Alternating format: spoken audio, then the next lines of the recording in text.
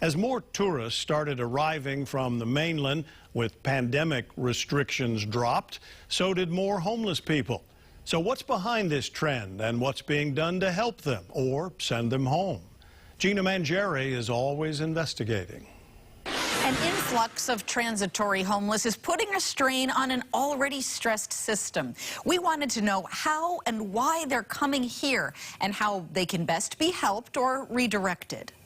For nearly 2 years, it was next to impossible for people living on the streets elsewhere to just pick up and come to the islands instead. During the pandemic, we had rules in place where if you didn't have a place to stay and you weren't vaccinated, you had to, and you didn't have a place to quarantine, you could be arrested or sent back. But once travel quarantine, testing, and vaccination rules lifted. After that ended, we saw the climb. It went from like 20-something% to 30-something%. That's a quarter to more than a third of people at Oahu's main shelter, IHS, new arrivals who came to Hawaii homeless. I want to say that IHS, because of where we are, close to the airport, and because of the services that we have, we tend to have more, of the ones that are visitors.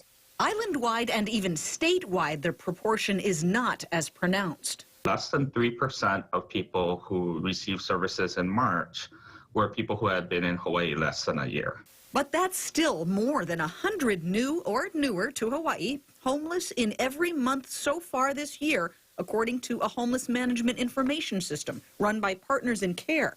People on the front lines see the difference on the streets. The ones from the mainland are kind of just plopped down.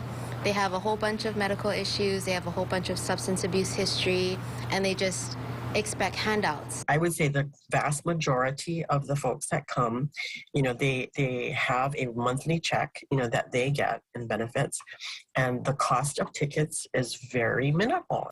Some say their family sent them, and once in a while, a service provider or other agency. One with a history of mental illness, the caseworker said, put her on a plane with her disability check, a one-way ticket to Hawaii because the weather is better. They're not doing it as a government policy. You know what I mean? Like, it's not like they say, okay, well, let's just give them a ticket so they can go. But it's usually somebody who really, I think, is really feeling sorry for that person. IHS alerts the state homeless coordinator when that happens, but no systemic pipeline has been identified. I've been in the field of social work for about over 20 years now. And I've only encountered one situation where I can actually document that another government agency had assisted a person to come to Hawaii who was homeless. But a pipeline to go back home had started 5 years ago, relocating 565 people so far. When they're from somewhere else, we immediately ask, is there anything, if the help was available to you to return from where you came, would you be willing to entertain that? IHS then splits the cost of a one-way ticket back. Sometimes reconnected families foot the bill. I think what we want to be careful about is not sending people to a place where they're just going to continue to be homeless, right, where they're at. Sometimes there's a bit of work to do to get them return flight ready, dealing with mental health, medical or hygiene concerns, and even getting through security. Some people don't have IDs, so we create an ID for them. And, we have a relationship with TSA that they understand that we're returning someone, to a jurisdiction, from which they came, and they accept the ID because it's not a state ID, but it's an IHS ID that we make for them. When possible, agencies are trying to discourage people from moving here homeless in the first place. The culture is very different here. They really find out the reality of our tight housing market.